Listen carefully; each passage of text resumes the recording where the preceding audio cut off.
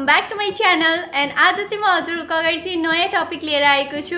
मलाई चाहिँ धेरैजनाले चाहिँ सोध्नुहुन्छ कि अलाइट मोसनबाट चाहिँ कपडाको कलर कसरी चेन्ज गर्ने भनेर, बिकज मैले योभन्दा अगाडि चाहिँ अलाइट मोसनबाट चाहिँ क्वालिटी ट्युटोरियल दिएको थिएँ अनि अरू ट्युटोरियल पनि मैले अलाइट मोसनबाट दिइरहेको छु। सो धेरैजनाले सोध्नु भएको थियो कि अलाइट मोसनबाट चाहिँ कपडाको कलर कसरी चेन्ज गर्ने। एकदम इजी छ, धेरै गाह्रो छैन। मैले पहिला पनि ब्ल्याक ब्याकग्राउन्ड कसरी बनाउने भनेर हालेको थिएँ। प्रोसेस चाहिँ सेम नै हुन्छ, बट म हजुरहरूलाई चाहिँ अझ राम्रोसँग डिटेलली यो भिडियोमा सिकाउने छु। सो भिडियो लास्टसम्म हेर्नु होला, मन पर्यो भने एक लाइक गर्नु होला र मेरो च्यानललाई सब्स्क्राइब गर्न चाहिँ नबिर्सिनु होला। सो आउने दिनमा यस्तै खालको टपिकहरू लिएर आउने छु। सो बेलको आइकनलाई पनि दबाउनु होला।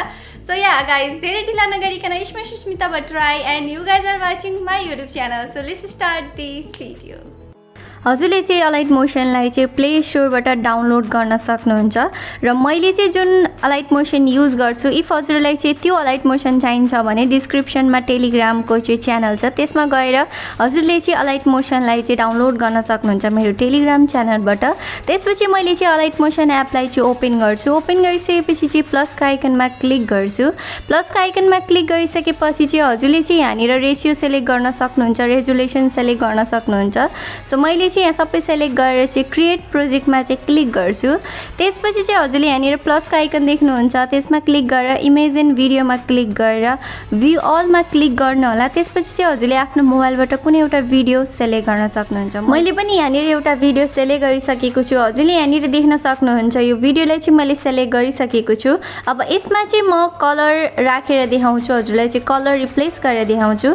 त्यसपछि हजुरले यहाँनिर इफेक्टको अप्सन देख्नुहुन्छ, इफेक्टमा क्लिक गर्नु होला, एड इफेक्टमा क्लिक गर्नु होला। त्यसपछि माथि हजुरले सर्चको अप्सन देख्नुहुन्छ, त्यसमा चाहिँ हजुरले रिप्लेस कलर भनेर भेट्नुहुन्छ। त्यसपछि हजुरले चाहिँ रिप्लेस कलरमा क्लिक गर्नु होला, स्ट्यान्डर्ड सेटिङमा क्लिक गर्नु होला। त्यसपछि हजुरले यहाँनिर चाहिँ देख्न सक्नुहुन्छ रिप्लेस कलरको अप्सन चाहिँ यहाँ खुलिसकेको छ।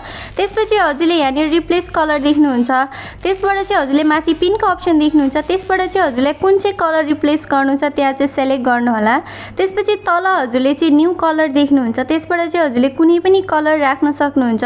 हजुरलाई कुन कलर राख्नु छ त्यो कलर राखेर चाहिँ तल थ्रेसहोल्डमा चाहिँ हजुरले त्यहाँबाट एडजस्ट गर्न सक्नुहुन्छ। त्यसपछि चाहिँ मैले यहाँनिर चाहिँ फेदर भन्ने अप्सन देखिरहेको छु, यो अप्सनलाई पनि मैले क्लिक गरेर हल्का यसलाई एडजस्ट गर्छु कि कलर राम्रोसँग बसोस् भनेर। सो मैले यहाँनिर कलर राखिसकेको छु। कलर राखिसकेपछि मैले हल्का अझै एडजस्ट गर्दैछु यसमा।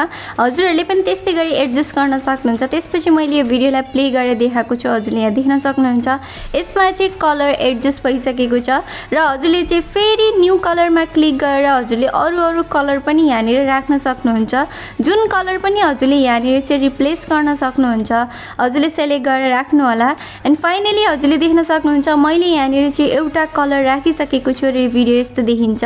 त्यसपछि चाहिँ यतिको गरिसकेपछि म अब यो भिडियोलाई चाहिँ सेभ गर्छु। सेभ गर्नको लागि माथि चाहिँ एरो देख्नुहुन्छ, त्यसमा क्लिक गरेर चाहिँ एक्सपोर्टमा क्लिक गरेर चाहिँ अब यो भिडियो चाहिँ सेभ भइसकेको छ हजुरको ग्यालरीमा।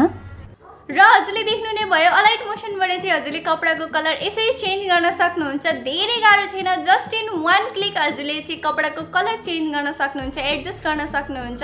सो हजुरले चाहिँ यो भिडियो हेरेर यस्तै खालको भिडियो बनाउँदै हुनुहुन्छ भने प्लिज मलाई आफ्नो टिकटक इन्स्टाग्राममा चाहिँ फलो गर्न नबिर्सिनु होला र मलाई मेन्सन गर्न नबिर्सिनु होला। सो आउने छु म यस्तै खालको भिडियो लिएर, तबसम्मको लागि बाई, टेक केयर।